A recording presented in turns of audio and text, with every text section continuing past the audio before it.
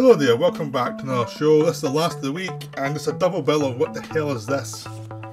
And it's a horror double bill of big studio horror films that massively bombed. They spent way too much money, nobody liked them, and it was like, and they were based on old Universal movies. So we've got maybe Shelley's Frankenstein, and we've got the Wolfman. And you see these are nice, snazzy steelbooks. I like a good steelbook, I don't have to spend a fortune on it. But you can get, oops, here I am just looking stupid. See, you can get some nice steelbooks and not like, it's so skint, really. So, in case I'm here, Shelley's Frankenstein, the first one I'm going to cover, the steelbook's better than the film. By a mile. I remember seeing this film in the cinema. I thought it was a bit flawed, or quite a bit flawed, but at least it was trying something. At least it was trying to be adaptation of Frankenstein rather than just take the bits you like.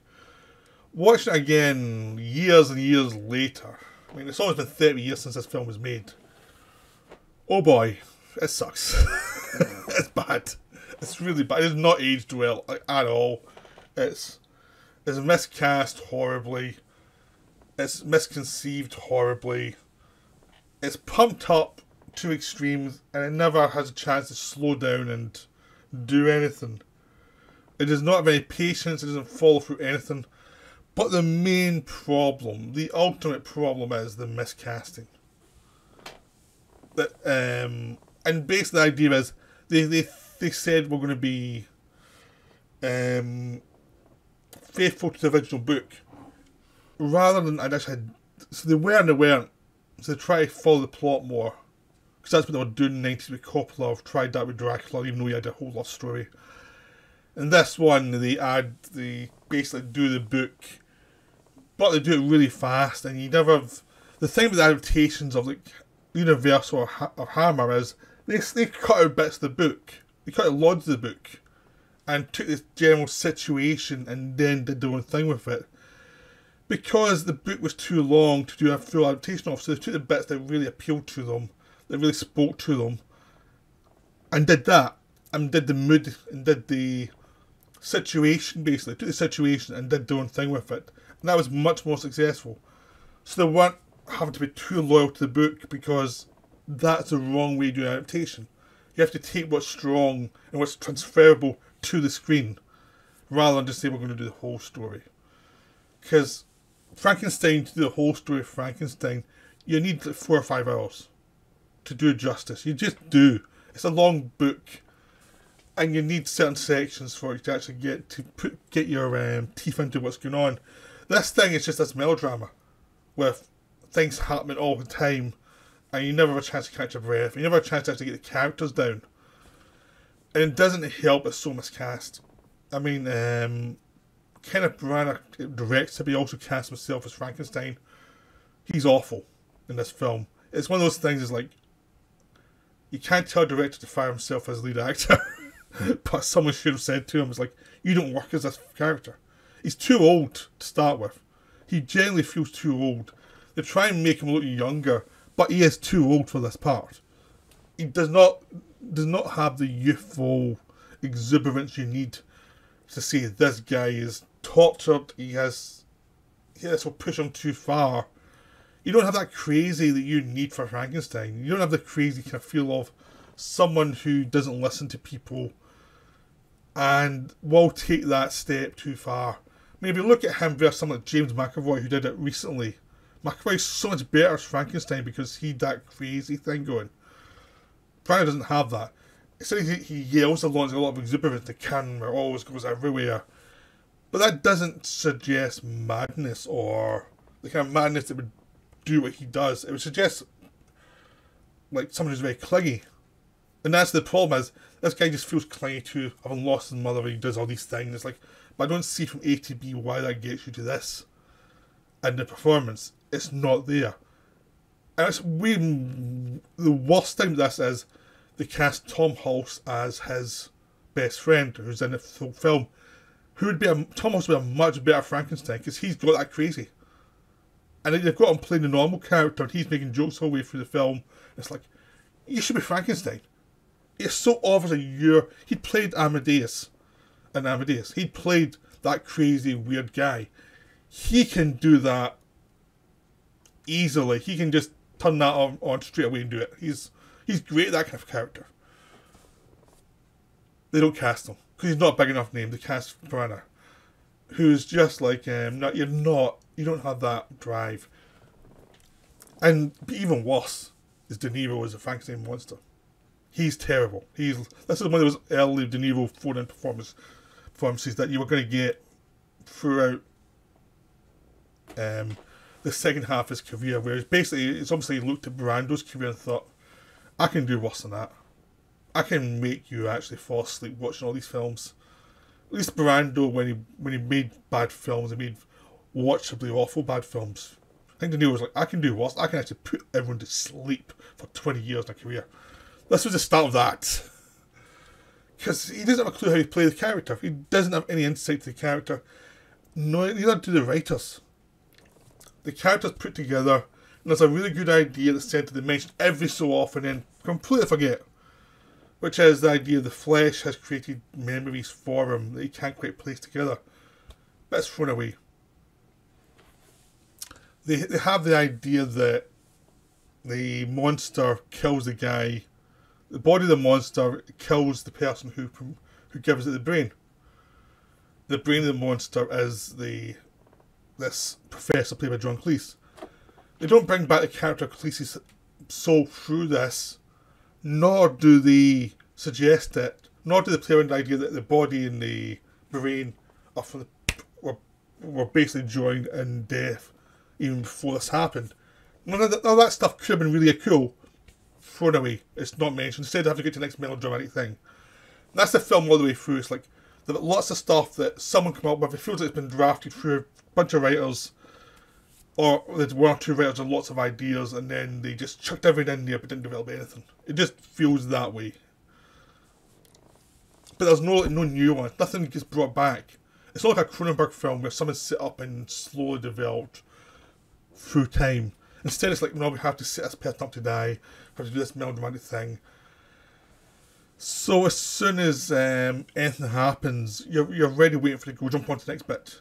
There's a whole section where they build a monster. And they work out how to build a monster physically in this world really well. The production design is really good, and then they build it, and then Frankenstein runs away straight away.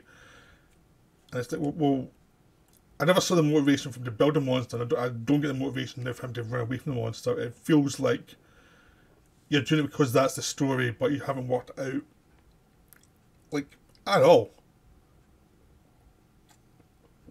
That's the problem with the film.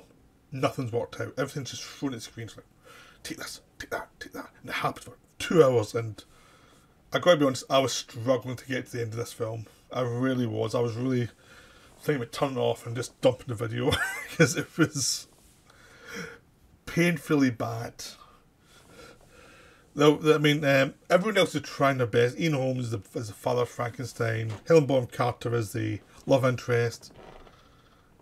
They have all these actors doing good stuff, but they're getting given nothing to do, ultimately, because they actually have nothing parts. It's almost like, we don't want to do this part barely written. Try and do something with it, will you? That's what it feels like, because most characters have scenes that they speak, but they speak kind of, there's a kind of vagueness to the whole thing, what they're saying. It's almost like the camera's moving fast, so you speak as quick as you can so we can get to the next scene.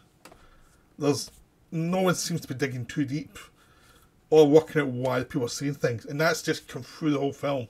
It's like this non-stop barrage of momentum. Now maybe they're trying to suggest momentum as people are living faster than they can think. It doesn't come across in this film, it just comes across as the filmmakers have not locked down what their view of this story is, and they're trying to cram a 5-hour film into 2.5 hours, and they're really annoying.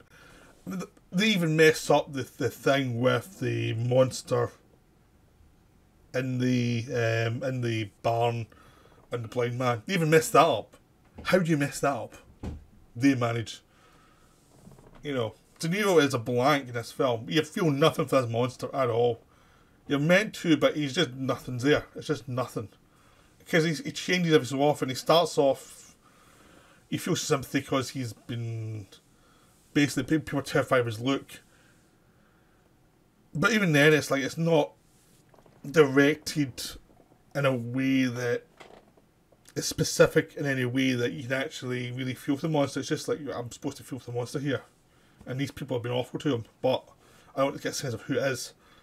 And then through every other scene the same way, it's like, I know what he's saying, but I don't feel it at all. All I feel is an actor under a lot of makeup throwing in a performance. How do you get to that level and actually still throw in the performance? I have no idea how you do that. It's just there's nothing there though. And there's nothing in Branagh either. He's just like, he's this guy who does all these things. And it's almost like he's trying to show a guy who's reacting, but he's not reacting in a way that's in any way human.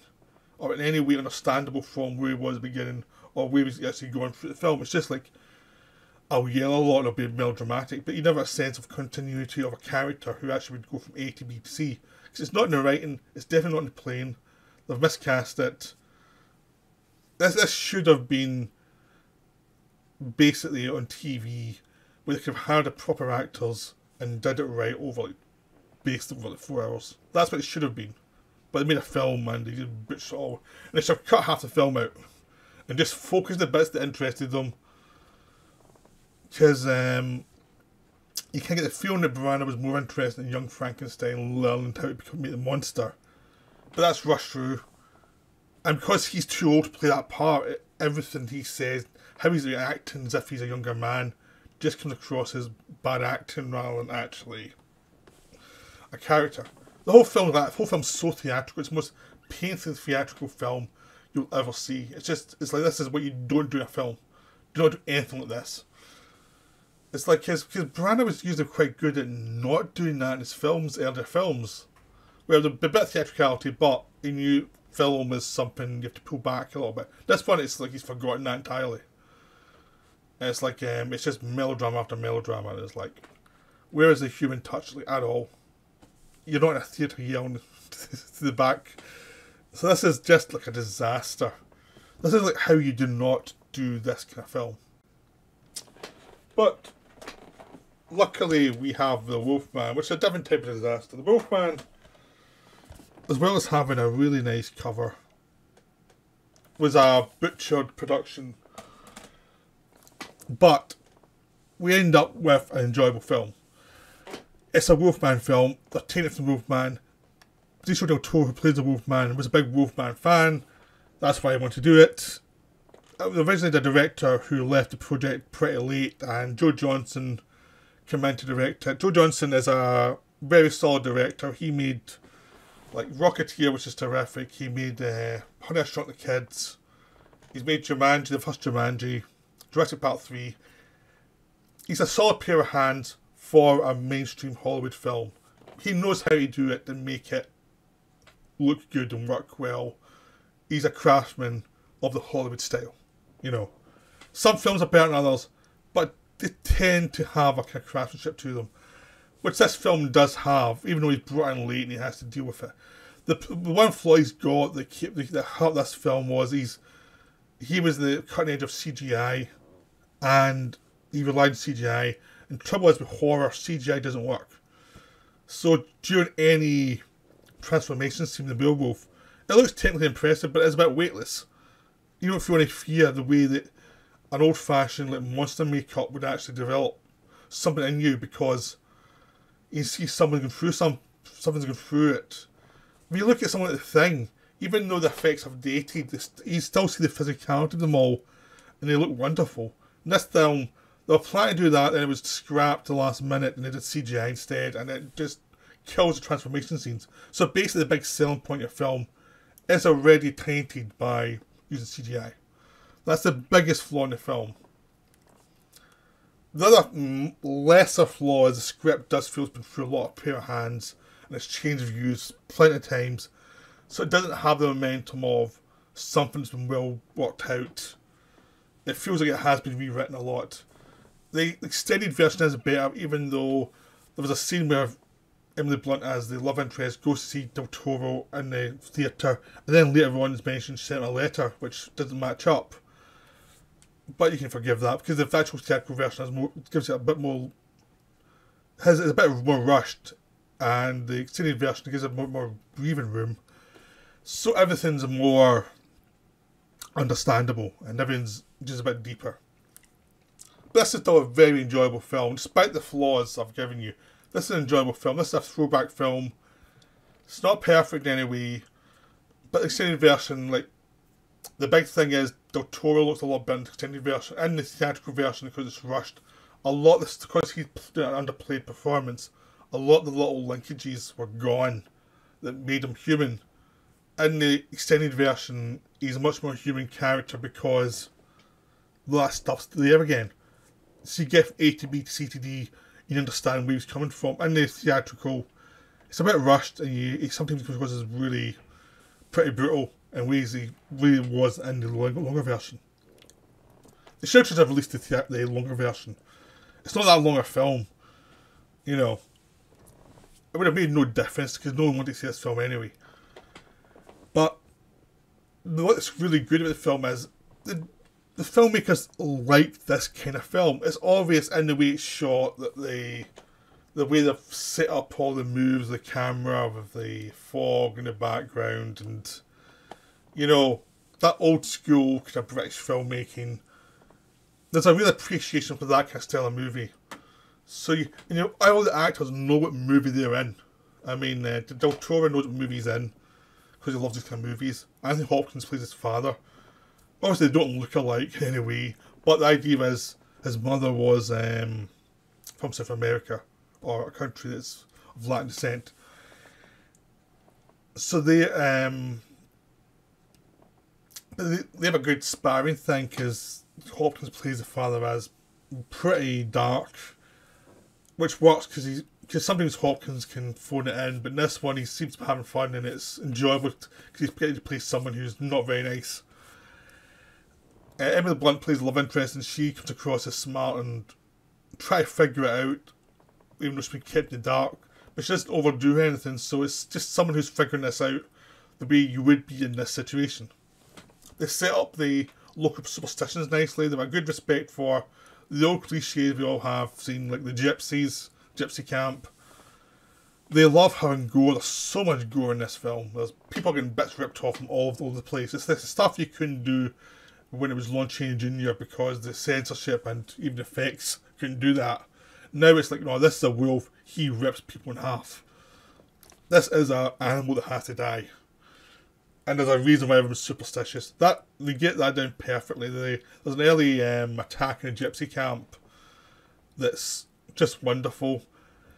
There's a nice suggestion that the werewolf comes after the people it loves more than anything. It's trying to destroy that. There's always motivations for why the wolf come back out after years of being hid away. It turns out the werewolf is Anthony Hopkins. He's the guy who's bitten as a wolf years ago. Every full moon he goes into this cave that traps him till the full moon's gone. But because he fell for Emily Blunt and his son was going to marry and take her away, he let the wolf out and all hell broke loose. Ends up making sure his son gets bitten. So it becomes this drama about family, a kind of family guilt and family trauma. The idea of madness. Del Toro's an actor, but he went to that because he had psychological problems, because basically saw his father kill his mother. He doesn't know it. I mean, this is based on a remake of Ang Lee's Hulk and like Gothic. Maybe the same studio. It's the same structure, like the son's the father. The son is traumatized by seeing his father kill his mother. They meet up years later when all hell breaks loose. It's the same story. But yeah, it's really a lot of fun. But it's one of those ones it's for fans of this genre. Really. If you don't like werewolf movies, I'm not sure this one will do much for you, because it is flawed in its inception, because it was butchered in almost every level, every stage of production. I mean, They changed director just before shooting, so they're changing the script. A lot of the stuff that was planned was thrown out, so they were working on it as they went along. Then when they finally finished the film, even though it was beautifully made, they thought it was too long to get to the werewolf stuff, so they cut out stuff that actually needed for the drama. So it's that kind of thing. I mean, the problem with the drama is by the time you get to the big ending, you kind of need that for the cliche, but it's probably the least satisfying part of the film, because the melodrama is more interesting than the werewolf stuff. And Hopkins is a werewolf, and the old guy's a werewolf. Does look kind of silly. They use CGI and stuff, and they don't quite pull it off. But it's enjoyable hokum, that section. It's just that it's not as good as... Like, there's a great scene in the middle where Del Toro's in an insane asylum, and they're trying to tell him he's not a werewolf, and he's doing this big thing to all these doctors. And halfway through the presentation, the full moon comes up and turns into a werewolf and kills them all. And then it goes hog wire all over London. That's a great sequence, you know. Stuff like that's great. But the thing is, they blew the load really that sequence, because the end is not as good as that, or as good as the gypsy thing. The problem really is the first werewolf scene, the second werewolf scene, they were really terrific. The two big set pieces before then were really terrific, and the set piece at the end is needed dramatically, but they needed like Del Toro versus maybe one other werewolf or two just to make it bigger or make it crazier or something. But it just was like, this doesn't quite deliver. But it's still really enjoyable. I've watched this film quite a few times. I'll watch it again quite a few times. I really enjoy this film. It's not as good as the original Lon Chaney one, or Frankenstein versus the Wolfman, which are both fun films. Not as good as The Howling or Werewolf in London or Company of Wolves. There's lots of werewolf films you've seen that are better than this, but it's still a good, solid werewolf movie. It's much better than Wolf, the Jack Nicholson one. This one's way more fun. You know, it's mid-tier werewolf movie, but it's still enjoyable. And compared to maybe Shelley's Frankenstein, it's a masterpiece.